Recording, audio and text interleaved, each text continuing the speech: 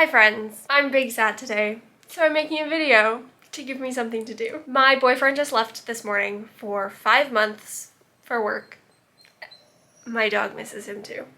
So I'm big sad, and so I thought I would start a reading vlog this week just to keep me occupied and give me something to do. But first I have to clean my apartment because it's a disaster from all the packing and organizing and stuff he had to do this week. So we're gonna do that and set myself up a cozy, clean space to read and be sad.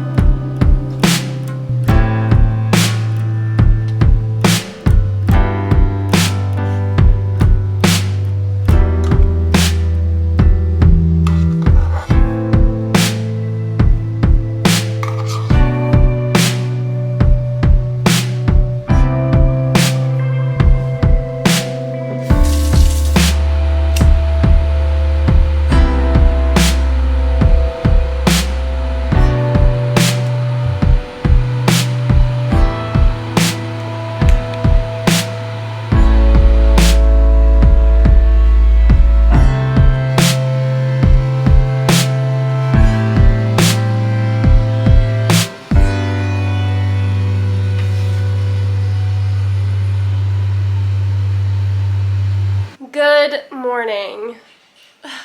I feel like I didn't read too much yesterday. I think I read like 4 pages, to be honest. Okay, maybe a little bit more than that. Just like 8 or 9 pages, I think. I just had a hard time focusing on reading yesterday because I was feeling the feelings, and so it was just, I couldn't focus in on my book. But today I'm feeling a bit better. Like, I'm less wallowy about it all, and I feel a bit more motivated. I'm washing my sheets this morning, and I'm gonna go for a run. And also, my Kindle is out for delivery today. I ordered a Kindle for Amazon Prime Day, and it's tried to be delivered twice now, and I think the driver just can't figure out which apartment is our apartment building, and they just give up. Because we were home. Both days they attempted to deliver it, and nobody rang our doorbell, nothing was left on our porch. Like, it was just like, did somebody even drive by the building? I don't know. And they said they didn't deliver it, they couldn't deliver it. So we contacted the company, gave them more information about the building. We left our security door open for them so they could just leave it inside while we were home. And then they would figure out, oh, the door's open, that's what building it is, but no, nothing. So we called them again, the company, that night, and the guy on the phone was the same guy that we had spoken to in the morning. And he was like, that's ridiculous, I left them a note. He's like, I'm submitting a complaint on your behalf because it doesn't make sense. So hopefully they figure it out today. I just really desperately want my Kindle. Like, I was so excited to buy it. I bought stickers and a pop socket, which are here. I want to be a Kindle girly. I just need my Kindle. that's the update. Still reading Youth of You today. I'm feeling more motivated to read today, I think possibly because my Kindle is coming.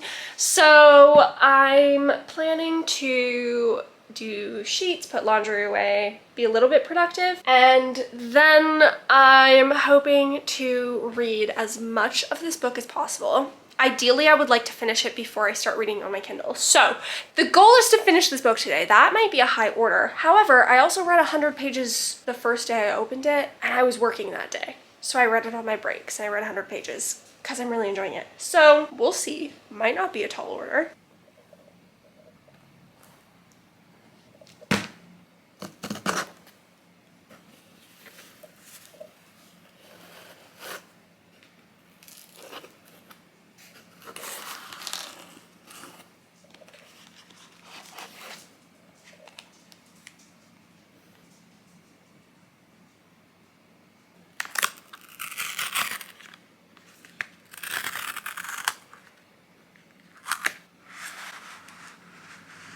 Okay, apologies for the background noise. I put my AC on and I'm too lazy to keep turning it on and off to film. So that's happening. So, it's here. My Kindle is here. And it's decked out. I'm so excited about it. I'm currently charging it up to 100% because it was ingrained in me from a young age that when you get something new that has a battery life, charge it fully before you really use it. So I've set it up and now I'm charging it, and that also gives me a chance to read You with a View because it's almost 5 o'clock. I don't know what time it is. Hang on. Okay, it's 4:30 and I have read not a single page today. I feel like, how is it already 4:30? Like, I feel like I've done nothing today. So I'm gonna read a whack ton of this, try to finish it tonight because I know I'm gonna be addicted to my Kindle when I start a book on that, and I don't want to have any other current reads on the go when I start using the Kindle for at least the first week because I feel like it's all I'm gonna want to read on. I want to wrap this one up before I start my Kindle. I'm also going to try really hard to focus on reading, and I think having my Kindle will help, but it's just so bizarre being in the apartment by myself. Like, half the time I'm like fine and don't think about it, and then I'm like, oh yeah, he's gone for 5 months, and then I get sad. So that makes things hard to focus for me sometimes. So yeah, I might go make a cozy drink and just read, try to focus really hard on reading for the next few hours, rest of the evening, until I start cooking dinner.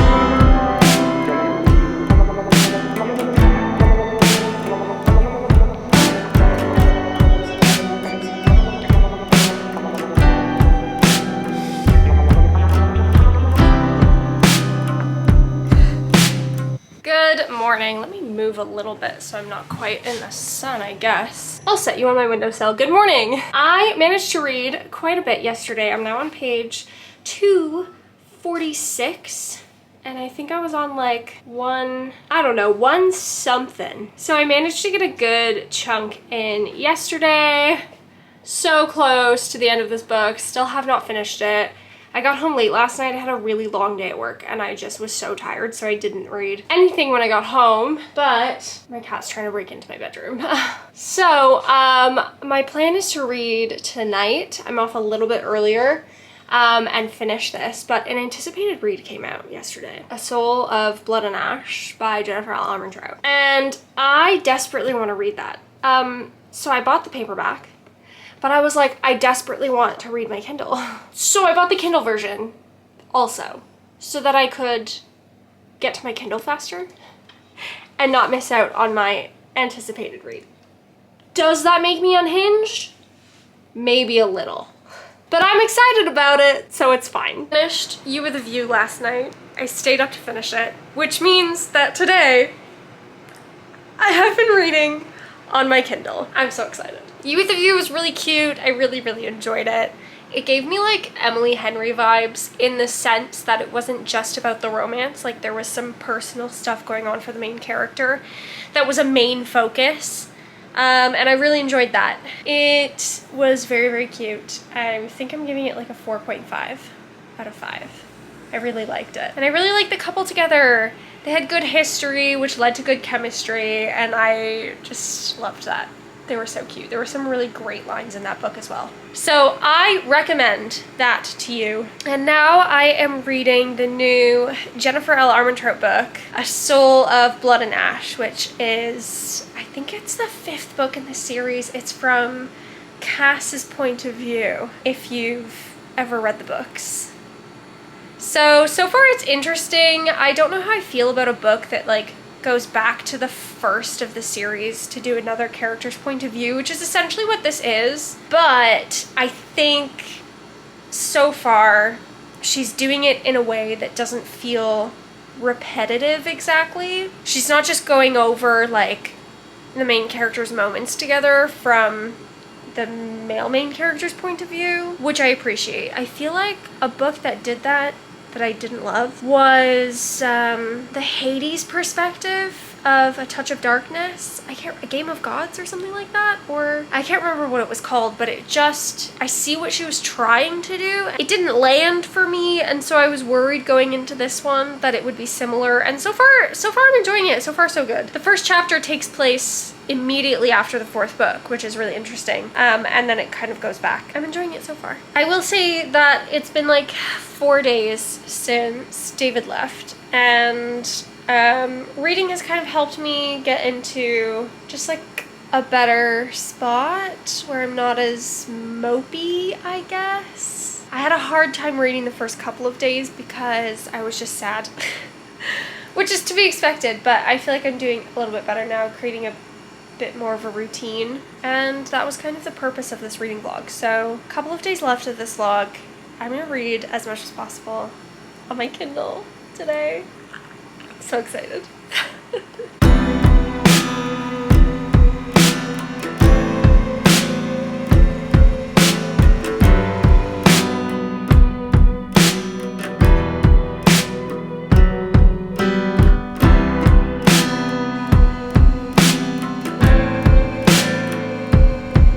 Hi friends, I made it through the week.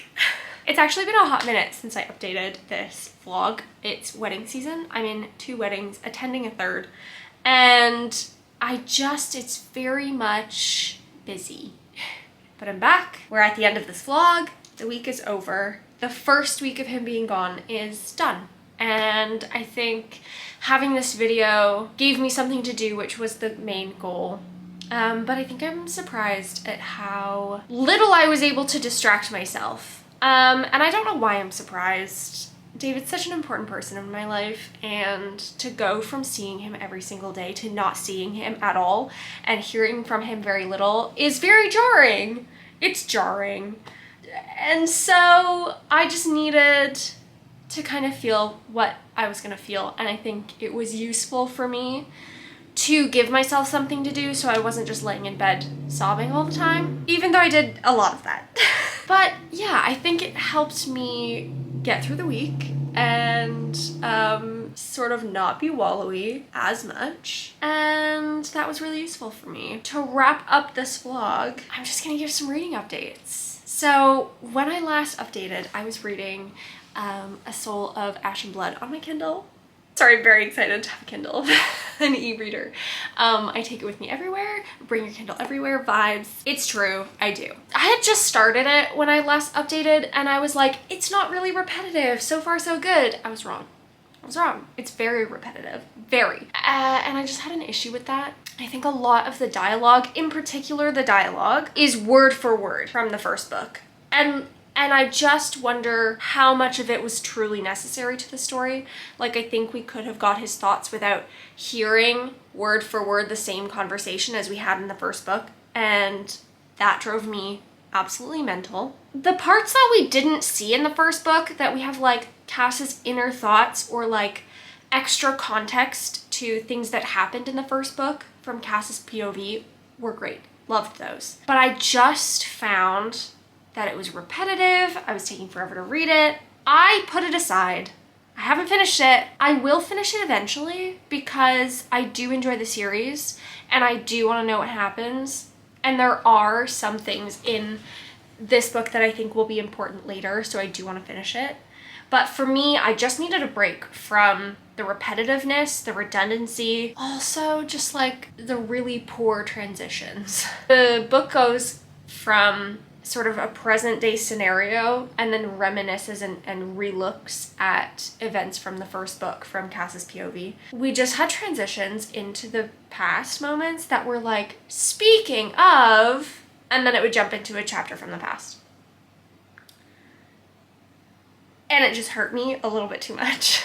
So I put it aside. I will finish it regardless of if I skim through it or actually sit down and just like binge the heck out of it. I will finish it. I just needed a break. It wasn't doing for me what I hoped it was going to do. And in this past week where I just needed distraction, it just wasn't giving that for me. So I put it down to pick up the Throne of Glass series because I saw everybody reading it or rereading it and I went, me too. So I picked that up. I read Assassin's Blade for the very first time. I've read the whole Throne of Glass series except for that one because I know about Sam. I knew about Sam and I wasn't ready to see what happened to Sam. But I thought, why not? A good time to experience that. And Sam deserved better. He deserved better. Also, I think it was interesting reading it after reading the entire series because just like the events in that first book, you're like, I can just see what's going on. And I just wanted to shake the characters and be like, you're so stupid. Look closer, think more. So yeah, but it definitely rekindled my love of Sarah J. Maas books. Are Sarah J. Maas books prime literature? No. Does she line the pages of her book with an addictive substance? Yes. Will I be rereading the entire Throne of Glass series in the near future, aka the next month? Yes, absolutely I will. Which I think is actually pretty important considering the next Crescent City book comes out. So, if you know, you know. Anyways, that's the update from me. Thank you so much for watching. I hope you enjoyed. I am looking to put out some more videos on a more regular basis coming up, so stay tuned for those. Thank you so much for watching.